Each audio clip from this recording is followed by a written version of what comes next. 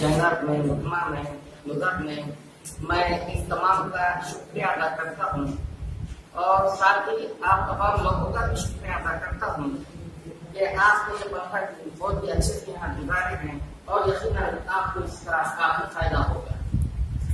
हमारे जनाब एजाज साहब ने अपने ख्यालात का इजहार किया और मैं उनके ख्यालात का एहतराम करता हूँ कि हम पे बहुत अहम जिम्मेदारी है कि हम बच्चों को अच्छे से सिखाएं, क्योंकि बच्चे हमारे मुल्क के मुस्तकबिल हैं और हम बच्चों को सिखाते नहीं हैं बल्कि हमारे मुल्क के मुस्तकबिल को बनाते हैं, उसे संवारते हैं। इसलिए हमें चाहिए कि हम बच्चों को अच्छे से सिखाएं ताकि वो अपने वालिदैन का, अपनी कौम का, अपने मुल्क का नाम रोशन करें। और बच्चे वैसे भी बहुत होशियार होते हैं, सिर्फ उन्हें थोड़ा सा टच करने की जरूरत होती है, वो खुद ब खुद सीख जाते हैं। डॉक्टर बशीर बदर ने कहा है कि मुख्तसर बातें करो, बेजा वजाहत मत करो। मुख्तसर बातें करो, बेजा वजाहत मत करो, ये नई दुनिया है, बच्चों में जहानत है बहुत। और वही परवीन शाकिर कहती है कि जुगनू को दिन के वक्त परखने की जिद करें, जुगनू को दिन के वक्त परखने की जिद करें, बच्चे हमारे कहत के चालाक हैं। तो यकीनन बच्चे बहुत चालाक हैं, बल्कि मैं तो ये कहूँगा कि आजकल के बच्चे अपने बाप से भी ज्यादा चालाक हैं। एक बाप अपने बेटे से कहता है कि जा बेटा एक पोस्ट कार्ड ला, एक खत ला। बेटा कहता है पिताजी पैसे दीजिए। बाप कहता है पैसों से तू कोई भी लेगा, अगर तू मेरा बेटा है तो बिना पैसे से लाएगा। बेटा जाता है और एक ऐसा पोस्ट कार्ड लाता है जिस पर पहले से ही लिखा होता है।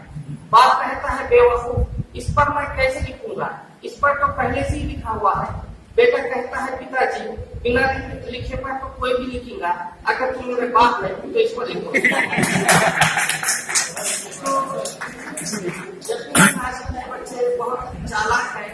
मैं एजाज सर का भी शुक्रिया अदा करता हूँ कि उन्होंने सियाह की जिम्मेदारी को बापू की निभाया और ऐसा की वो निभाई।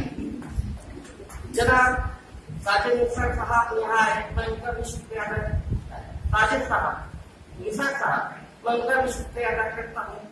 और उन्होंने एक बात कही टाइमिंग के मामले। यकीनन मैं हमारे प्रिंसिपल साहब को मुबारकबाद देता हूँ कि सर आपको इतना अच्छा स्टाफ मिला, आप खुश नसीब है कि आप ना होते हुए भी ये लोग पूरी ईमानदारी और ट्रेनिंग पर अपने फराइज को अंजाम देते। हम आते 10 बजने को 2 मिनट का और सुनते भी कोई नहीं होगा, बाद से जकी मुक्ता साहब की कहेंगे 10 के बाद में ना। अगर ऐसा ही सब लोग करे तो हमारे काम यकीनन बहुत आगे जाएगा। वरना हिंदुस्तान का मामला तो ये है कि कोई काम वक्त पर नहीं होता।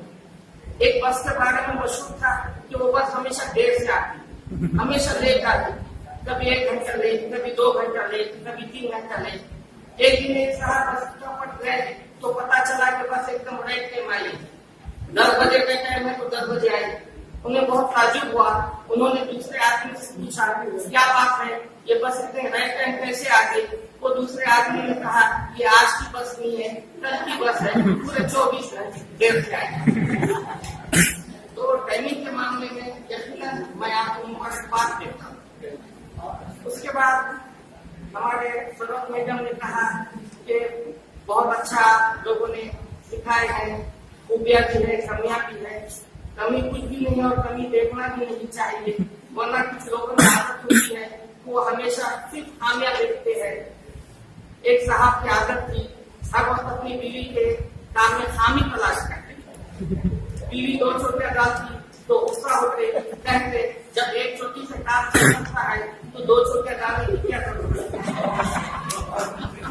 उन साहब को नाश्ते में अंडा खाने की आदत थी। कभी वो तला हुआ अंडा खाते थे और कभी उबला हुआ अंडा खाते थे।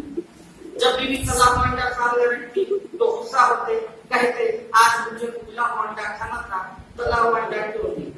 जब बीवी उबला हुआ अंडा सामने रखती तो फिर गुस्सा होते और कहते आज मुझे तला हुआ अंडा खाना था, उबला हुआ अंडा क्यों नहीं।